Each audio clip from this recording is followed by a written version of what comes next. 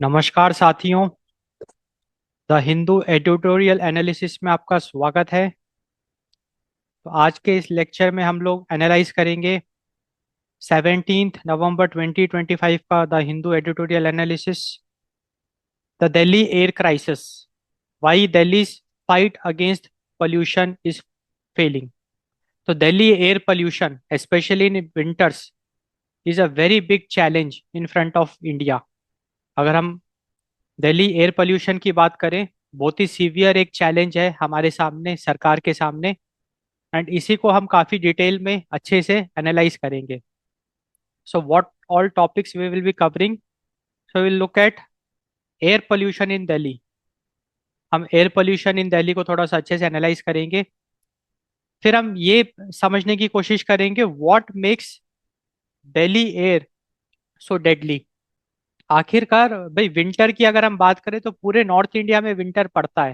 हिमाचल प्रदेश में, पंजाब में, राजस्थान में, तो सिर्फ उत्तर प्रदेश में, तो सिर्फ दिल्ली में ही क्यों इतना सीवियर एयर पोल्यूशन देखने को मिलता है। तो there there are some factors because of which only Delhi suffers. Jaipur में इतना हमको पोल्यूशन देखने को नहीं मिलता है, या चंडीगढ़ में इतना पोल्यूशन देखने को नहीं मिलता है। Why only Delhi? So what makes Delhi's air so deadly, वो भी हम समझेंगे। We will also look at impact of Delhi's deadly air. तो ये जो भी दिल्ली का जो एयर क्राइसिस है, उसका इम्पैक्ट भी हम काफ़ी डिटेल में डिस्कस करेंगे। Specially the health impact. Health पे तो इम्पैक्ट डालेगा ही डालेगा, उसके साथ साथ इकोनॉमिक इम्पैक्ट भी हम देखेंगे, सोशल इम्पैक्ट भी हम देखेंगे। एंड फिर we will look at what have other cities done that Delhi hasn't yet. अब ये एयर पोल्यूशन की प्रॉब्लम सिर्फ दिल्ली तक ही सीमित नहीं है।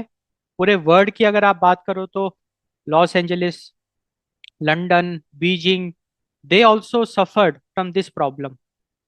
बट उन सिटीज ने कुछ ऐसे कदम उठाए, कुछ ऐसे structural reforms they have done, because of which they were able to control the air pollution to a very large extent. And unfortunately India की अगर हम बात करें तो उस लेवल के स्ट्रक्चरल रिफॉर्म अभी तक हम लोग नहीं इम्प्लीमेंट कर पाए हैं, जिसकी वजह से हर साल दिल्ली में विंटर एयर पोल्यूशन की प्रॉब्लम बढ़ती ही जा रही है। And it's a wake up call for us. तो अभी इस सेक्शन में हम लोग कुछ इंटरेस्टिंग केस स्टडीज डिस्कस करेंगे, कुछ मॉडल्स हम लोग डिस्कस करेंगे कि कैसे लंदन ने, लॉस एंजलिस ने, बीजिंग ने, they were able to fight against air pollution. And what India can do, what Delhi can do, वो भी हम डिस्कस करेंगे। And finally we will conclude this lecture with proposed solutions for Delhi. So what are the proposed solutions for Delhi? ये काफी important एक section होने वाला है जहाँ पे कि हम प्रपोज सॉल्यूशंस डिस्कस करेंगे। So these are like the series of topics जो कि हम इस लेक्चर में डिस्कस करेंगे एक एक करके।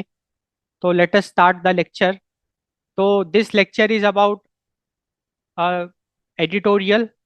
एडिटोरियल का एग्जैक्ट टाइटल है Delhi's air a wicked problem in need of bold solutions. So this is the title of the editorial. 17 November का ये एडिटोरियल है, इसको हम एनालाइज करेंगे इस लेक्चर में। तो सबसे पहले let us look at air pollution in Delhi. Every winter Delhi's air quality index crosses 400, that is it becomes severe. मतलब हर विंटर दिल्ली का जो एयर क्वालिटी इंडेक्स है वो 400 पार हो जाता है। अब ये एयर क्वालिटी इंडेक्स ऑफ 400, इसका सिग्निफिकेंस मैं आपको बताता हूँ। ये एक बहुत सीवियर नंबर है। एयर क्वालिटी इंडेक्स की अगर हम रेंज की एनालिसिस करें, if it falls in the range 0 to 50, then it is considered as good or excellent। वही अगर एयर क्वालिटी इंडेक्स 51 से 100 के बीच में चला गया, then also it is considered as satisfactory और moderate। वही एयर क्वालिटी इंडेक्स अगर 101 से लेके 150 की रेंज में चला गया, then it will fall under the category of moderately polluted, and it will be unhealthy for sensitive groups. अगर एयर क्वालिटी इंडेक्स 151 से लेकर 200 के बीच में चला गया, then it will be poor, the air quality will be poor and hence the air will be unhealthy. देखो unhealthy का मतलब it will have health issues, it can cause health issues, it can affect the health, मतलब बीमारियां आ सकती है। अगर air quality index 201 से लेके 300 के बीच में अगर चला गया, then it will be very poor, air quality will be very poor and hence it will be very unhealthy. और वही अगर एयर क्वालिटी इंडेक्स 301 पार कर जाता है, then it will be severe, मतलब एयर क्वालिटी बहुत खतरनाक मानी जाती है, हजार्डस। ये इतनी हजार्डस होती है, it can cut life expectancy by up to 10 years। And also ये लंग, हार्ट, न्यूरोलॉजिकल और ऑटो इम्यून डिजीजेस को दस्तक देती है। तो दिल्ली की जो एयर क्वालिटी इंडेक्स है विंटर्स में 400 पार हो जाती है, तो आप इमेजिन करो कि कितना एक हजार्डस सिचुएशन है। It is a public health emergency, क्योंकि जो winter air pollution in Delhi, it is a public health emergency, क्योंकि ये जो स्टैट्स है वो यही बता रहे हैं कि अगर 300 पार अगर AQI हो जाता है, देन इट इज हजार्डस। और दिल्ली में तो 400 पार चला जाता है AQI। इसका मतलब वो दिल्ली की जो हवा है, जो एयर पोल्यूशन है, वो बहुत घातक साबित हो सकती है इन द लॉन्ग रन। तो हमको कुछ एक आइडिया लगा, एयर पोल्यूशन इन दिल्ली की अगर हम बात करें तो एक बहुत सीरियस मुद्दा है। ये एक बहुत सीरियस मुद्दा है और इसका सोल्यूशन निकालना बहुत ज़रूरी है। स्पेशली बच्चों की अगर हम बात करें, जो छोटे बच्चे हो गए या जो एल्डरली हो गए, उनके लिए तो ये काफ़ी घातक साबित हो सकती है, क्योंकि ये एक ऐसी प्रॉब्लम है जो एक तरीके की इनविजिबल प्रॉब्लम है, जहाँ पे लोगों को तकलीफ होती है, लोग मरते भी हैं। It it can become deadly also. अगर आप केसेस का डेटा देखोगे तो you will see many people lose life and many people suffer from diseases, but still इसको उतना सीरियसली नहीं लिया जाता है। तो दिल्ली का जो AQI 400 पास होता है, like it's a public health emergency, there is a need to solve this problem, क्योंकि पब्लिक हेल्थ की यहाँ पे बात आ रही है। तो देखो हर साल सर्दियों में दिल्ली सरकार कुछ कदम जरूर उठाती है। जैसे आप देखते हैं कि ऑड इवन स्कीम, पहले जब आम आदमी पार्टी थी तो वो ऑड इवन स्कीम वहाँ पे चलता था। स्कूल्स बंद कर दिए जाते हैं, फ्लाइट्स को भी थोड़ा सा रेगुलेट कर दिया जाता है, एंड लोग मास्क पहनना शुरू कर देते हैं। तो कुछ ना कुछ कदम, मतलब स्टेप्स हैव बीन टेकन। तो यहाँ पे एक कंसर्निंग बात ये है, despite repeated round tables and expert consultations since 2015, there have been very little changes on the ground। क्योंकि 2015 से हर बार राउंड टेबल्स होती है, एक्सपर्ट मीटिंग्स होती है, एक्सपर्ट कमिटी बैठती है, एंड कुछ ना कुछ कदम उठाए जा रहे हैं। बट आप देखिए 2025 को अगर आप देखें तो 10 साल हो गए, अभी भी एयर पोल्यूशन की प्रॉब्लम वैसी की वैसी है, बल्कि वो सीवियर होती जा रही है। The sad part is it is getting more and more severe. तो ऐसा क्यों, हम लोग फेल कहाँ पे हो रहे हैं? So the main concern, point of concern, why little changes on the ground, क्यों हम इस प्रॉब्लम को सॉल्व नहीं कर पा रहे हैं? Because the entire focus is on the short term fixes. Like अभी हाल ही में क्लाउड सीडिंग पे भी सरकार फोकस कर रही है, आर्टिफिशियल रेन, या फिर sprinkling, water sprinkling, air purifiers. ये सब बहुत शॉर्ट टर्म फिक्सेस हैं, इससे कुछ होने वाला है नहीं बड़े लेवल पे। So focus is on short term fixes rather than structural solutions.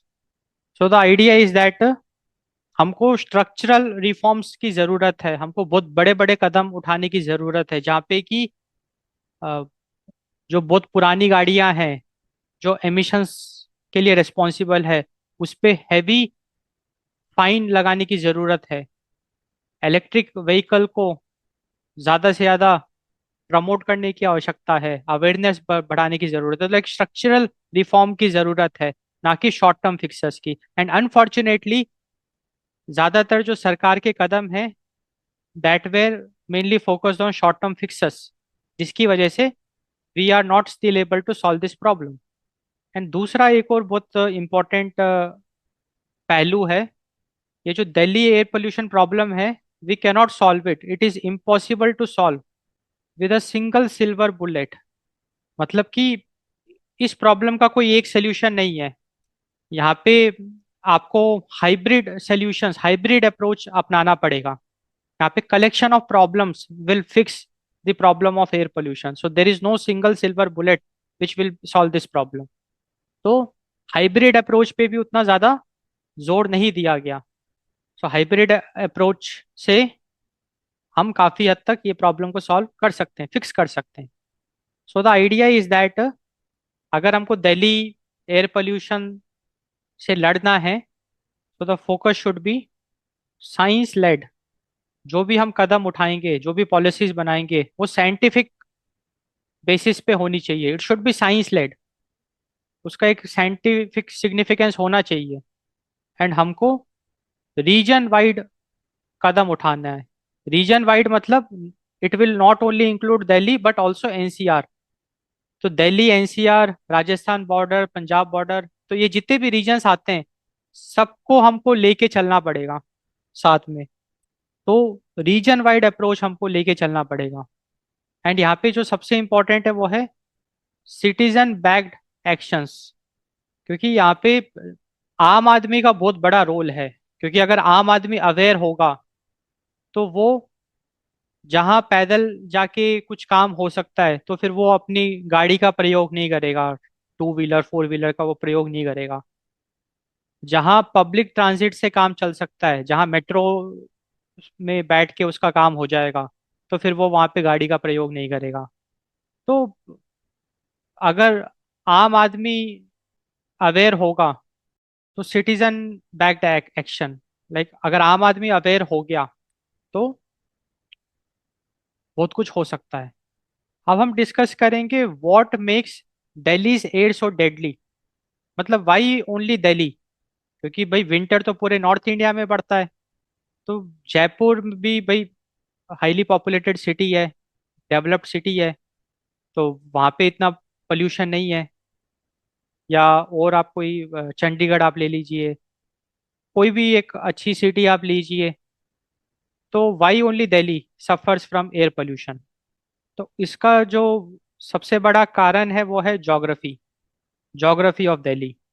तो अगर आप दिल्ली के ज्योग्राफी की बात करोगे, if you look at the geography of Delhi, so Delhi is situated in the vast low lying Indo Gangetic plane.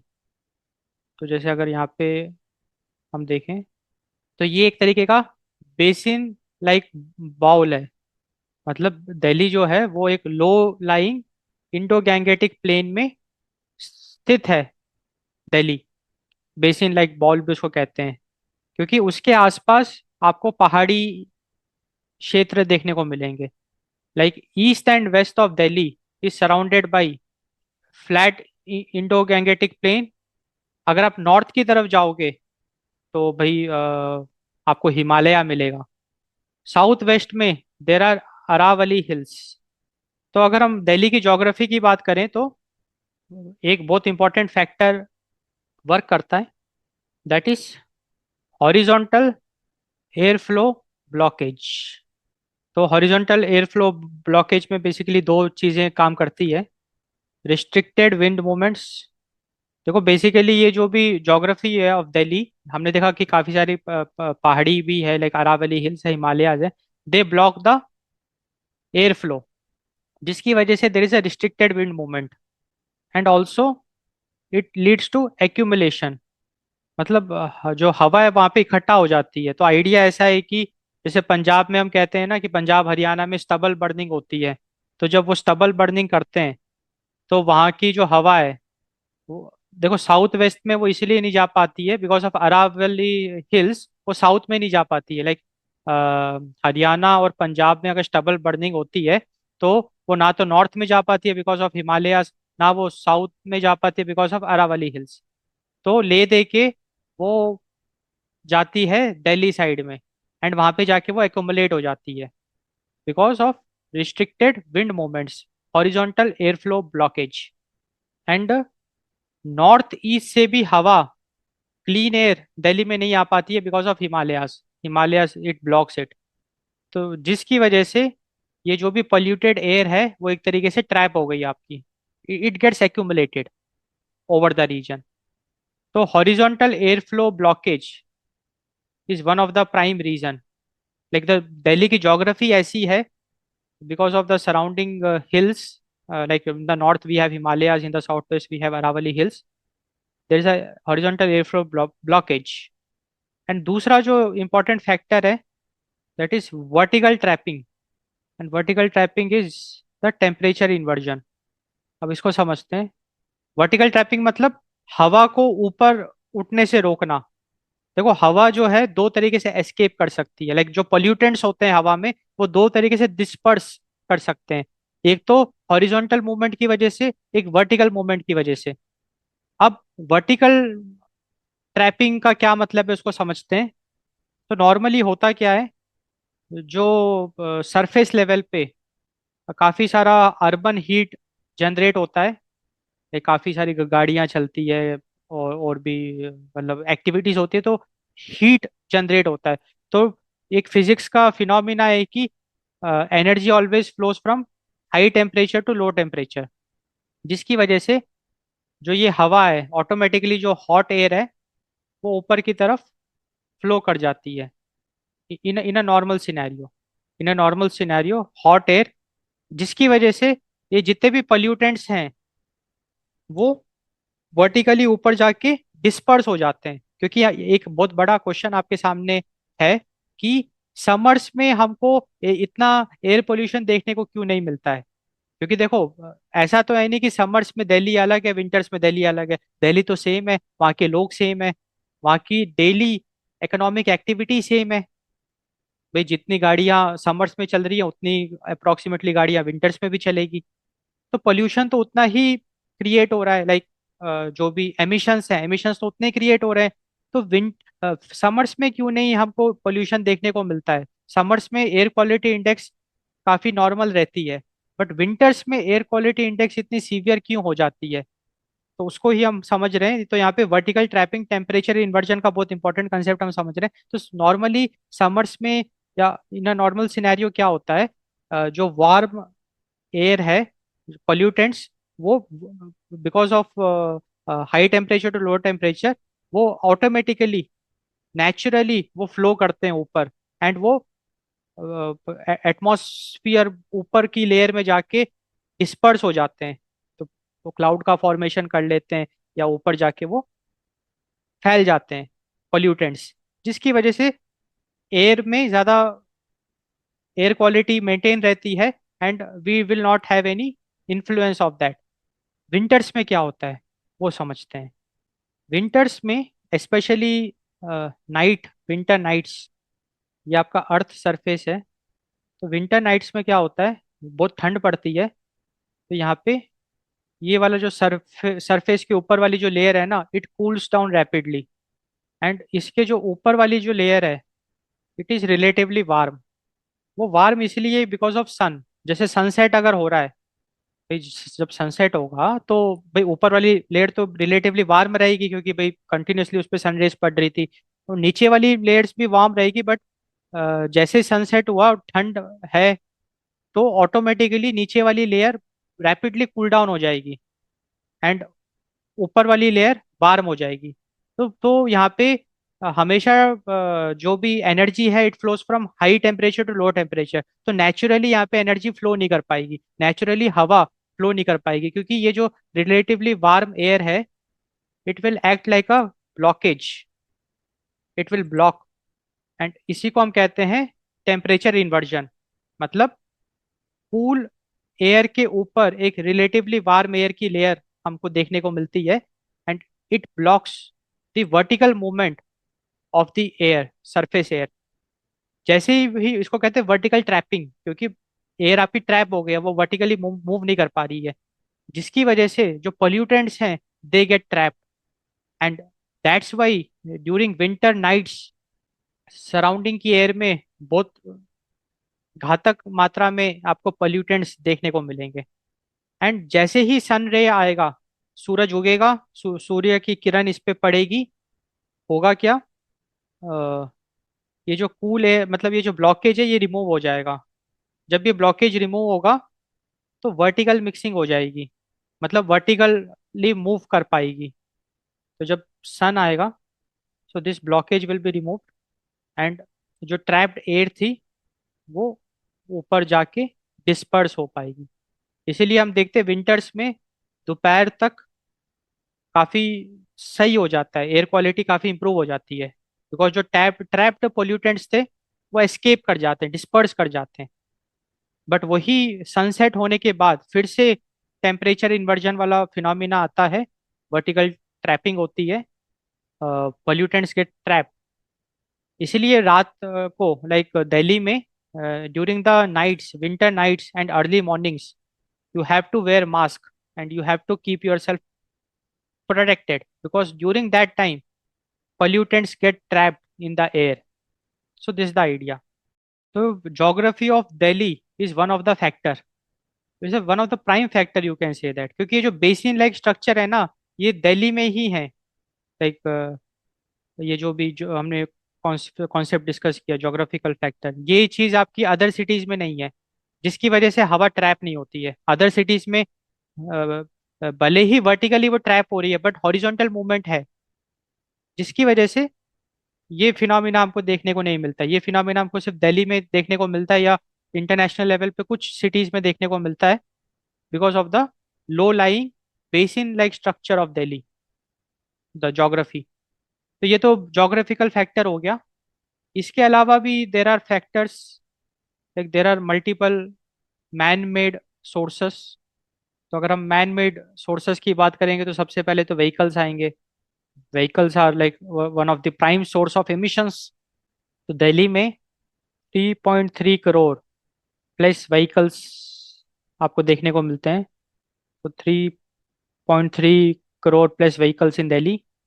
Examples की अगर हम बात करें, diesel trucks, two wheelers, old buses, etcetera.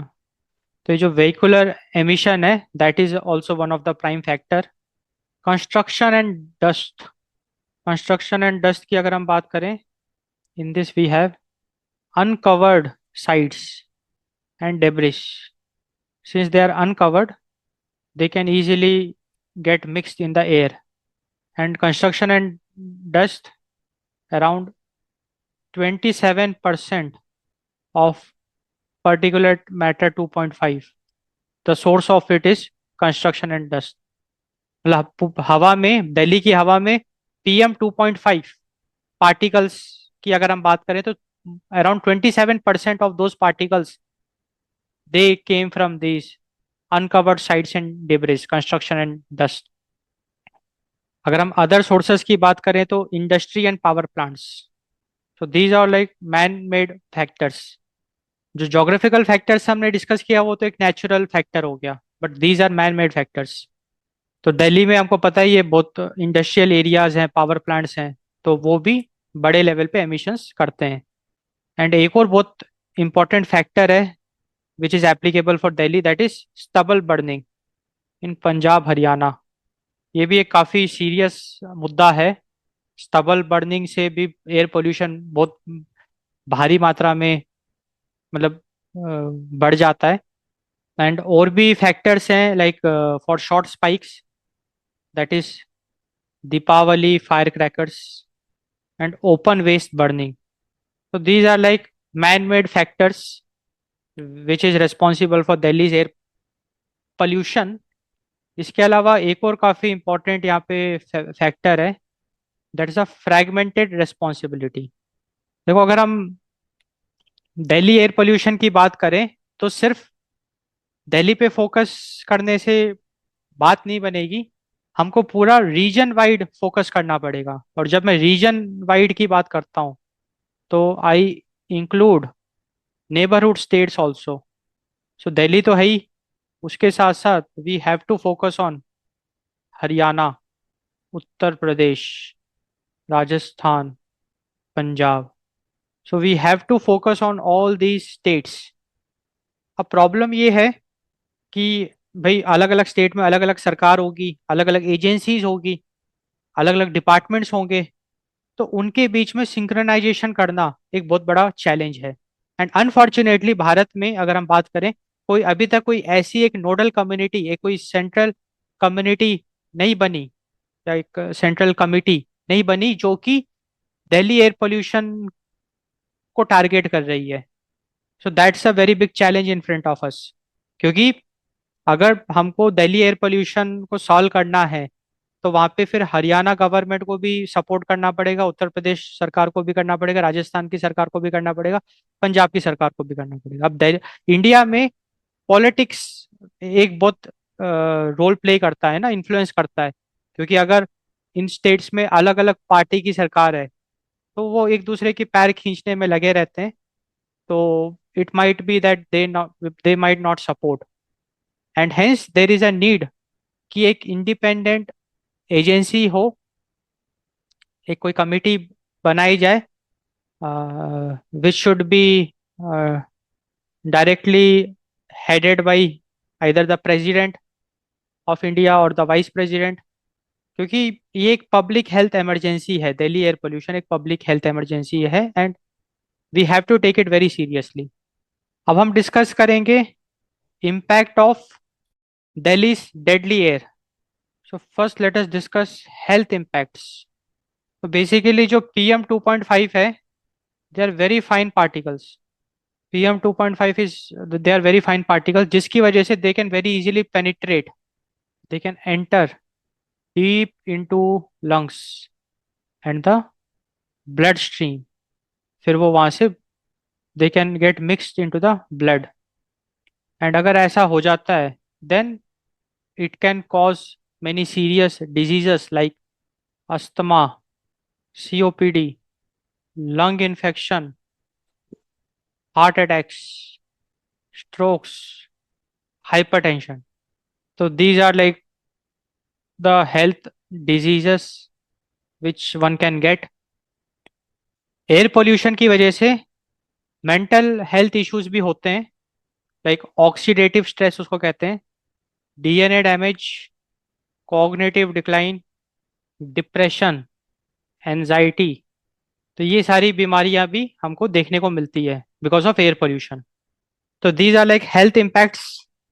इसके साथ साथ we also have economic impacts of Delhi air pollution.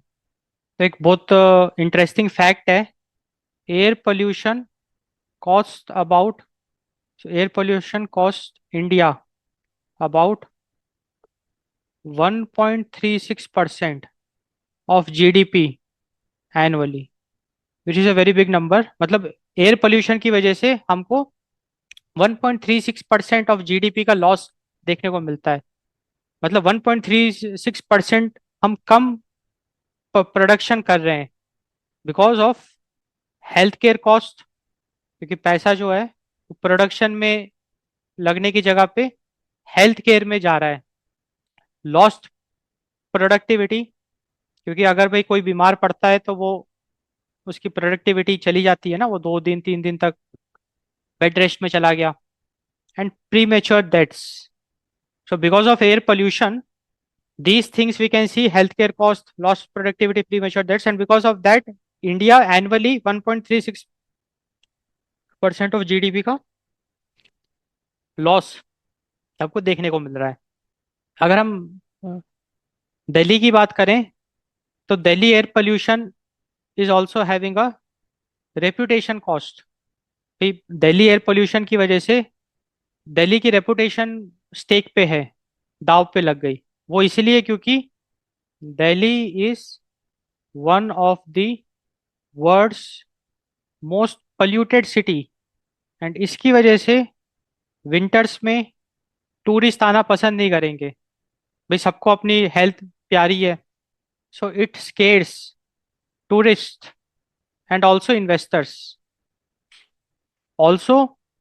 Like nowadays people are leaving Delhi because उनके लिए उनकी जान ज्यादा प्यारी है। तो उनका ये कहना है कि भाई जान बचानी है तो दिल्ली वो छोड़ छोड़ के, भले कम पैसे कमा रहे हैं but they are like breathing the clean air. तो ये सब भी हमको देखने को मिल रहा है। So these are like impact of Delhi's deadly air. अब हम एक काफी इंपॉर्टेंट डिस्कशन करेंगे कि what have other cities done that Delhi hasn't yet. तो हम कुछ केस स्टडीज देखते हैं। सबसे पहले हम लंदन का एग्जांपल देखते हैं। तो लंदन भी एयर पोल्यूशन की प्रॉब्लम सफर कर रहा था, फेस कर रहा था। तो लंदन ने कुछ बहुत अच्छे कदम उठाए, like introduction of ultra low emission zone, ultra low ultra low emission zones. तो इसका मतलब क्या है कि लंदन ने कुछ जोन्स आइडेंटिफाई किए जो बहुत सेंसिटिव जोन्स थे, क्रिटिकल जोन्स थे, एंड उसको कह दिया कि these are ultra low emission zones. And उस जोन में it started charging for polluting vehicles. Like polluting vehicles had to give fine. Polluting vehicles मतलब जो ओल्ड व्हीकल्स हो गई, बहुत ही पुरानी व्हीकल हो गई, जो मेंटेनेंस मांग रही है, वो अननेसेसरी वो पोल्यूशन अगर एमिशंस अगर कर रही है तो डेली बेसिस पे उनको फाइन देना पड़ेगा। तो इससे डेफिनेटली इस कदम से अ, लोगों लोगों को मजबूर कर दिया गया to renew their fleet. So it forced fleet renewal. भाई क्योंकि लोगों ने ये सोचा ना कि भाई डेली फाइन देने से अच्छा है कि मैं भाई गाड़ी की सर्विसिंग करा लूं या गाड़ी को चेंज कर लूं। भाई अगर कोई व्हीकल बहुत पुराना है तो डेली फाइन देने से, क्योंकि heavy fine, daily heavy fine देना पड़ता था। So people started the renewal of their fleet, which is a very big move, क्योंकि इससे एमिशन काफ़ी बड़े लेवल पे कंट्रोल कर दिया गया एंड इट reduced pollutants। तो लंदन से हमको सीखने की ज़रूरत है। दिल्ली में भी we have to identify ultra low emission zones, ऐसे क्रिटिकल जोन जहाँ पे कि बहुत भारी मात्रा में एमिशन हो रहा है, जहाँ पे एयर क्वालिटी बहुत ही ज़्यादा लाइक सीवियर है। वहाँ पे what we have to do is that we have to start charging, like start imposing fine, heavy fines on polluting vehicles. That's the need of the hour. London invested heavily in public transport and energy efficient buildings. तो London basically बहुत heavy investment कर रहे हैं public transport. देखो public transport से फायदा क्या होगा ना कि पूलिंग होगी, लोग इकट्ठा ट्रैवल करेंगे। जो इंडिविजुअल लेवल पे अगर करेंगे तो सब लोग अपनी अपनी गाड़ी से ट्रैवल करेंगे तो सब लोग एमिशन करेंगे। बट पब्लिक ट्रांसपोर्ट में क्या होगा, everybody will be travelling collectively, तो इंडिविजुअल लेवल के एमिशंस कट डाउन हो जाएंगे। तो public transport is also a very big move जो कि लंदन ने किया। तो लंदन का एक ऑब्जेक्टिव है, London aims for 80% of all trips to be made by foot, bike और पब्लिक ट्रांसपोर्ट बाई 2041। तो ये एक बहुत बड़ा एक मिशन है लंदन में। Like it aims for 80% of all trip. तो जितने भी वहां पे ट्रांजिट हो रहे हैं वो more than 80% of that they want it to be eco friendly, they want it to be either by foot, by public or by public transport, which is a very interesting step and they are working towards it। तो दिल्ली को भी इस model से inspiration लेना चाहिए। Delhi should also invest heavily in public transport, which is वो कर भी रहा है। भाई दिल्ली मेट्रो एक्सपैंड हो रहा है ईयरली बेसिस पे, वो फैलता जा रहा है, that's a good thing. And Delhi में हमने इलेक्ट्रिक व्हीकल बसेस भी हमने देखे, ईवी बस, which is also very good move. अब ये जितने भी वहाँ पे और भी छोटे छोटे जो पब्लिक ट्रांसपोर्ट हैं उसको भी इलेक्ट्रिक व्हीकल में कन्वर्ट करने की आवश्यकता है। एंड दिल्ली को भी एक एक मिशन पहले फ्रेम करना पड़ेगा, एक एक एम बनाना पड़ेगा, एंड उस पे काम करना पड़ेगा। So this was the London model. Now we look at Los Angeles. तो लॉस एंजलिस भी, it has that geography similar to that of Delhi, low-lying region or basin which is surrounded by mountains on three sides: San Gabriel, San Bernardinos, Santa Monicas. So Los Angeles surrounded by mountains on three sides and ocean on the fourth, जिसकी वजह से यहाँ पे भी वो same problem देखने को मिलती है, geographical factor, blockages of horizontal air movement and temperature inversion. During severe winters temperature inversion भी देखने को मिलता है।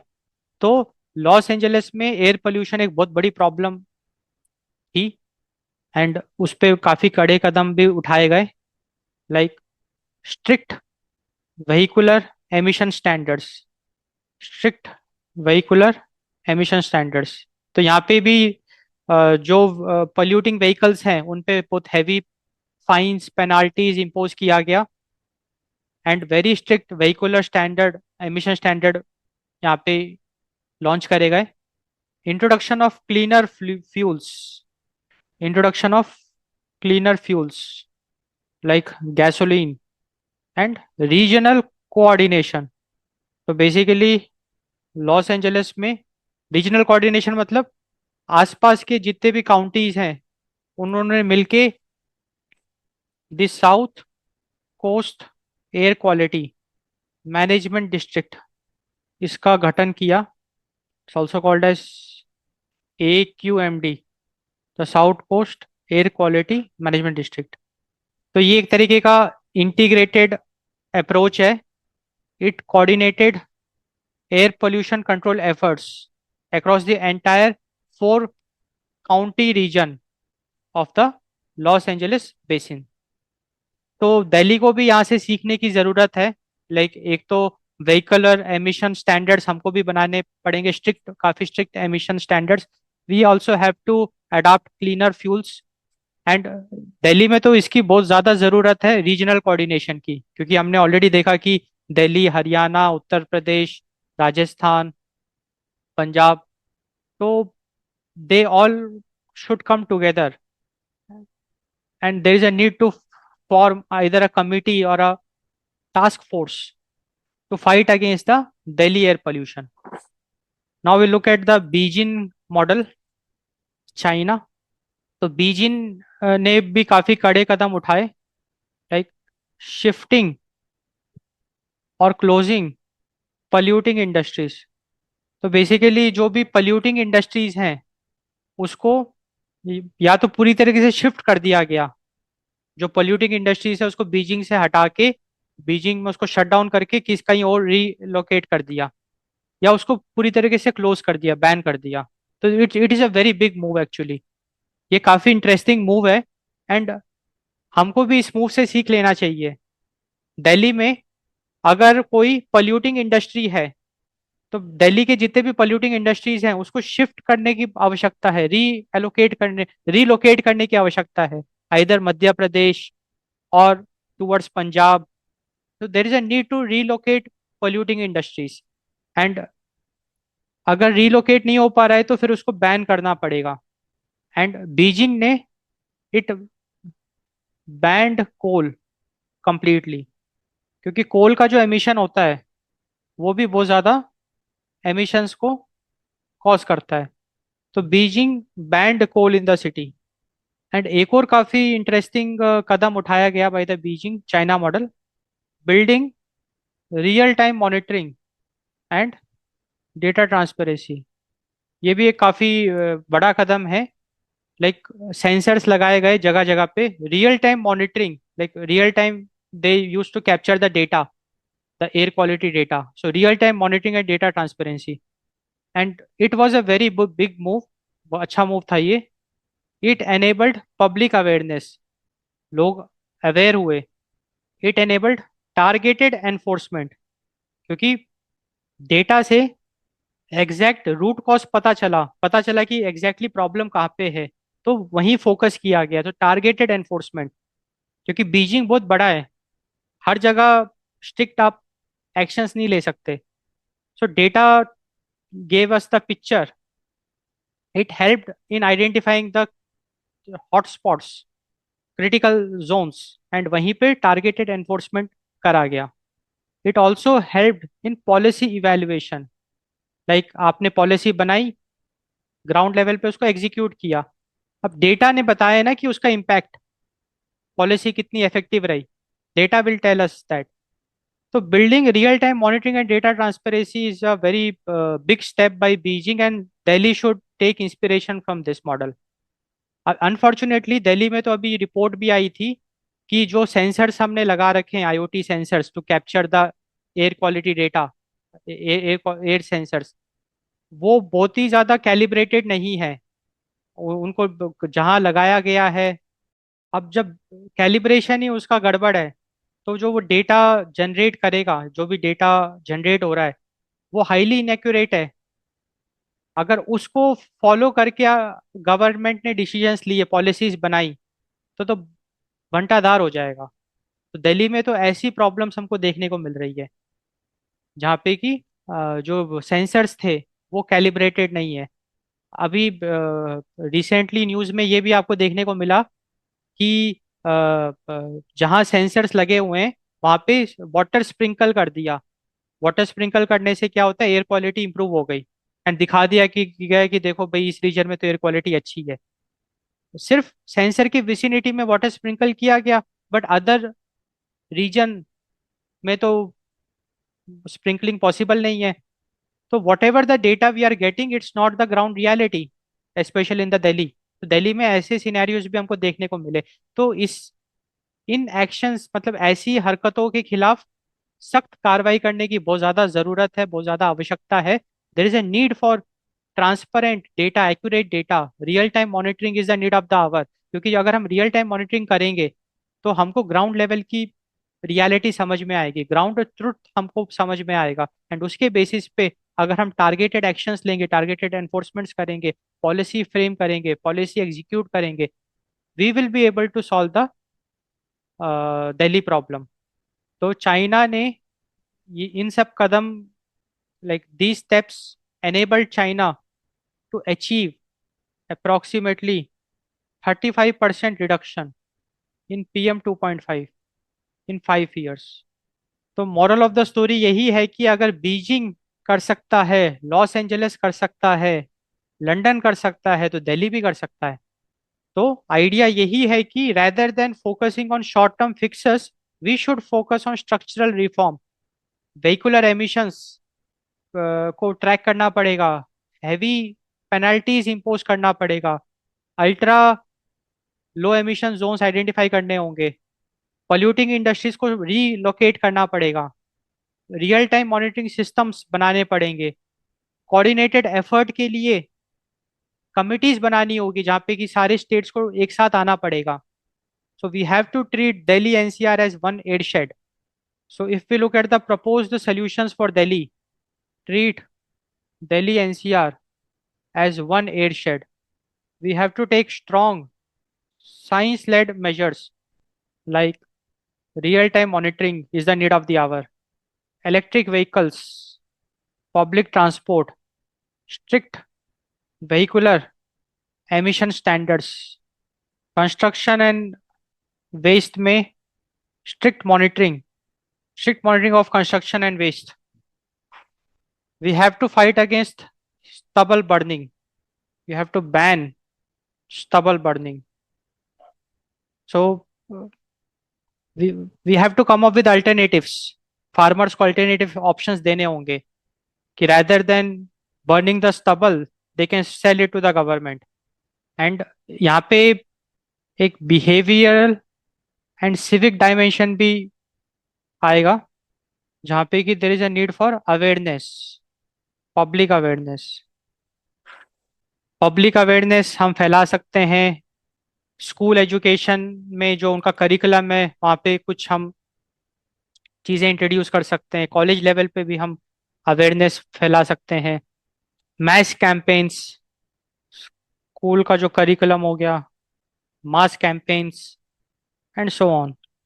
So these are like some propose solutions, क्योंकि awareness will play a very important role. तो साथियों, फाइनली हम लोगों ने ये लेक्चर कंप्लीट कर लिया। We saw Delhi air pollution. हमने दिल्ली एयर पोल्यूशन को काफ़ी क्लोजली वॉच किया। हमने पहले तो उसको फील किया कि कितना वो सीवियर है।